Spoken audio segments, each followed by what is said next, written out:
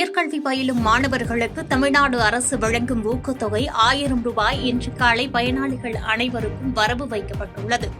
தமிழ்நாடு அரசு பள்ளிகளில் 6 முதல் 12ஆம் வகுப்பு வரை படித்து உயர்கல்வி பயிலும் மாணவிகளுக்கு புதுமை பெண் திட்டத்தின் கீழும் மாணவர்களுக்கு தமிழ் புதல்வன் திட்டத்தின் கீழும் மாதந்தோறும் உதவித்தொகையாக ரூபாய் 1000 அவர்களின் வங்கிக் கணக்குகளில் நேரடியாக வரவு வைக்கப்பட்டு வருகின்றன.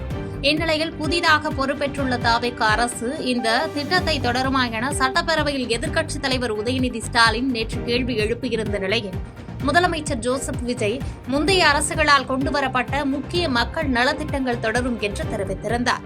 இந்நிலையில் புதுமை பெண் மற்றும் தமிழ் புதல்வன் திட்ட பயனாளிகள் அனைவருக்கும் இன்று காலை ரூபாய் 1000 வரவு வைக்கப்பட்டுள்ளது. அதிமுகவின் உண்மையான தொண்டர் என்று சட்டப்படி நிரூபித்த பிறகுதான் கட்சியின் தலைமை அலுவலகத்திற்கு வருவேன் என்று முன்னாள் அமைச்சர் சி.வி. சண்முகம் கூறியுள்ளார். இதுகுறித்து சென்னை MRC நகரில் செய்தியாளர்களை சந்தித்து பேசிய அவர், அதிமுக தலைமை அலுவலகத்தை நாங்கள் வரவிருப்பதாக காவல்துறை பாதுகாப்பு அளிக்கப்பட்டிருப்பதாக செய்திகள் வருவதாகவும், எந்த சூழ்நிலையிலும் எந்த காரணத்திற்காகவும் தங்கள் கோயிலான தலைமை அலுவலகத்தின் மீது தூசிப்படுவதற்கோ தங்களால் சிறிதளவும் பாதிப்பு ஏற்படுத்துவதற்கோ நாங்கள் அனுமதிக்க மாட்டோம் என்றார். மேலும் நாங்கள் அதிமுகவின் உண்மையான தொண்டர்கள் என்பதை சட்டப்படி நிரூபித்த பிறகுதான் அங்கே தங்களின் கால் பதியும் என்றும் தெரிவித்தார். அந்த இயக்கத்துடைய கோயிலாக நாங்கள் மதிக்கப்படுகிற அனைத்து இந்திய அண்ணா திராவிட முன்னேற்ற கழகத்தின் தலைமை கழகத்தை நாங்கள் எங்களுடைய கோயிலாக நினைத்துக் கொண்டிருக்கிறோம்.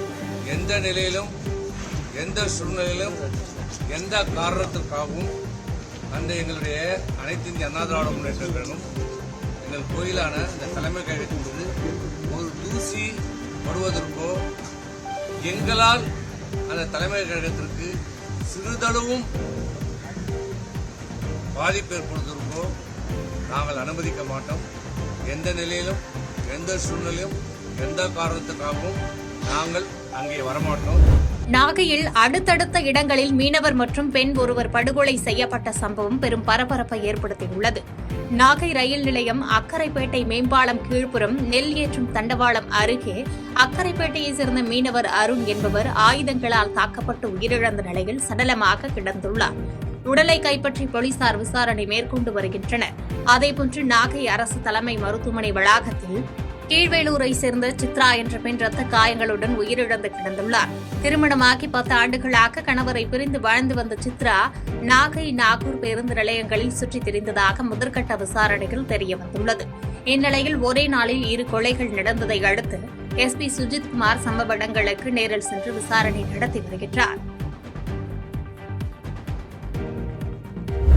உதயநிதி ஸ்டாலினின் பேச்சை கண்டித்து வரும் 17ஆம் தேதி ஆர்ப்பாட்டம் நடத்தப்படும் என்று காடேஸ்வரா சுப்பிரமணியம் தெரிவித்துள்ளார். கோவை ராம்நகர் பகுதியில் உள்ள இந்து முன்னணி அலுவலகத்தில் அக்கட்சியின் மாநில தலைவர் காடேஸ்வரா சுப்பிரமணியம் செய்தியாளர்களை சந்தித்தார். அப்போது பேசிய அவர், சனாதனத்திற்கு எதிராக பேசி வரும் உதயநிதி ஸ்டாலினுக்கு கண்டனம் தெரிவித்தார். உதயநிதி ஸ்டாலின் தொடர்ந்து இந்துக்களுக்கு எதிராக சிறுபிள்ளைத்தனமாக பேசி வருவதாகவும், ஏற்கனவே ஜாமீனில் இருக்கும் அவர் இத்தகைய கருத்துக்களால் இந்துக்களின் வாக்குகளை இழந்து வருவதாகவும் தெரிவித்தார். மேலும் உதயநிதி ஸ்டாலினின் இந்த பேச்சை கண்டித்து வரும் 17ஆம் தேதி ஆர்ப்பாட்டம் நடத்தப்படும் என்று அறிவித்தார். தொடர்ந்து பேசிய அவர், முதலமைச்சர் விஜய் தனது ஜோதிடரை அரசு பதவியில் நியமித்த முடிவை விஜய் திரும்ப பெற்றிருக்க தேவையில்லை என குறிப்பிட்ட அவர், விசிக மற்றும் கம்யூனிஸ்ட் கட்சிகளின் ஆதரவை நம்பினால் ஓராண்டு கூட ஆட்சி நிலைக்காது என விமர்சித்து பேசினார். திரும்பவும் நேற்று எதுக்கு அதை பேசினாரு, தேவையில்லாம இதை கொண்டு வந்திருக்காரு. ஏதாவது ஒரு கிறிஸ்தவ மதத்தையோ அதனுடைய பண்பாட்டை பத்தியோ இஸ்லாமை பத்தியோ அதை பத்தி பேசியிருந்தாருன்னா என்ன நடந்திருக்குன்னு அவரே புரிஞ்சுக்கணும். ஏற்கனவே இந்த மாதிரியான தொடர்ந்து பேசினுடைய விளைவா இந்துக்களினுடைய ஓட்டை இழந்திருக்கார்.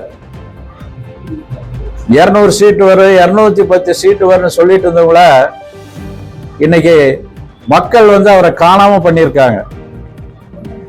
தொடர்ந்து இந்த மாதிரி பேசிட்டு இருந்தாருன்னா 0ல தான் இருக்கணும். அடுத்த தேர்தலில் 0வா தான் இருக்கணும். அதனால இதை மாத்திக்கணும் அப்படிங்கிறது இதனுடைய நோக்கம். தமிழகத்தில் மே மாதத்திற்கான கலைஞர் மகளிர் உரிமை தொகை விரைவில் பயனாளிகளின் வங்கிக் கணக்கில் செலுத்தப்படும் என முதலமைச்சர் விஜய் அறிவித்துள்ளார்.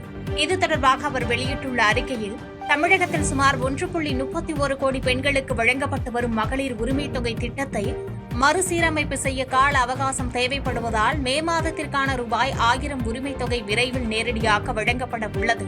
தேர்தல் வாக்குறுதியாக அறிவிக்கப்பட்ட ரூபாய் 2500 எப்போது வழங்கப்படும் என்ற எதிர்பார்ப்பு நிலவும் சூழலில் தற்போதைக்கு பழைய தொகையை வழங்கப்படும் என்று முதலமைச்சர் வெளியிட்டுள்ள அறிக்கையில் தெளிவுபடுத்தியுள்ளார். மகளிர் உரிமைத் தொகையை உயர்த்தி வழங்குவதாக கூறிவிட்டு தற்போது வழங்கப்பட்டு வரும் தொகையையும் தாமதப்படுத்துவதுதான் மாற்றமா என முன்னாள் முதலமைச்சர் மு.க.ஸ்டாலின் கேள்வி எழுப்பியுள்ளார். மே மாத உரிமைத் தொகை வழங்குவதில் ஏற்பட்டுள்ள தாமதம் குறித்து விமர்சித்துள்ள திமுக தலைவர் மு.க.ஸ்டாலின், மாதம் ரூபாய் 2000 தருவோம் என்று கூறிவிட்டு ஏற்கனவே நடைமுறையில் உள்ள ரூபாய் 1000 வழங்க ஏன் அவகாசம் கேட்கிறீர்கள் என முதல்வரை சாடியுள்ளார். மேலும் திட்டங்களை தொடர்வதாக கூறிவிட்டு மக்களை இழுத்தடிப்பது நியாயமா என்றும் அவர் தனது பதிவில் கேள்வி எழுப்பியுள்ளார். நிர்ணயிக்கப்பட்ட விலையை விட மதுபானங்களை கூடுதல் விலைக்கு விற்பனை செய்யும் ஊழியர்கள் மற்றும் அதிகாரிகள் மீது கடுமையான ஒழுங்கு நடவடிக்கை எடுக்கப்படும் என அரசு எச்சரித்துள்ளது. டாஸ்மாக் கடைகளில் கூடுதல் விலைக்கு மது விற்பனை செய்யப்படுவதாக வந்த புகார்களை தொடர்ந்து தமிழ்நாடு மாநில வாணிபக் கழகம் இந்த உத்தரவை பிறப்பித்துள்ளது. இதை கண்காணிக்க பறக்கும் படைகள் அமைக்கப்பட்டுள்ளதாகவும், தவறு செய்யும் பணியாளர்கள் மட்டுமின்றி அதை தடுக்க தவறும் மாவட்ட மேலாளர்கள் மீதும் கடும் நடவடிக்கை பாயும் என எச்சரிக்கப்பட்டுள்ளது. தமிழக அரசு ஊழியர்கள், ஆசிரியர்கள் மற்றும் ஓய்வூதியதாரர்களுக்கான அகவிலைப்படியை 58%லிருந்து 60%ஆக உயர்த்தி முதலமைச்சர் விஜய் ஆணையிட்டுள்ளார்.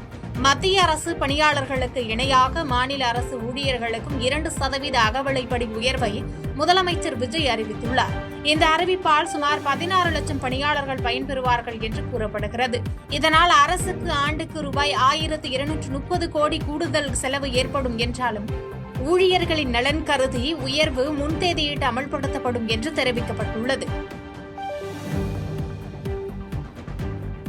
செய்திகளை உடனுக்குடன் தெரிந்து கொள்ள கீழ்க்கண்ட கேபிள் மற்றும் டிடிஎச் நெட்வொர்க்குகளில் எம்நாடு செய்தி தொலைக்காட்சியை காணுங்கள்.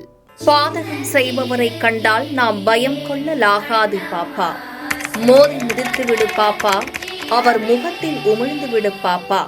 அண்மை செய்திகளை உடனுக்குடன் தெரிந்து கொள்ள இணைந்திருங்கள் எம்நாடு தொலைக்காட்சியுடன்.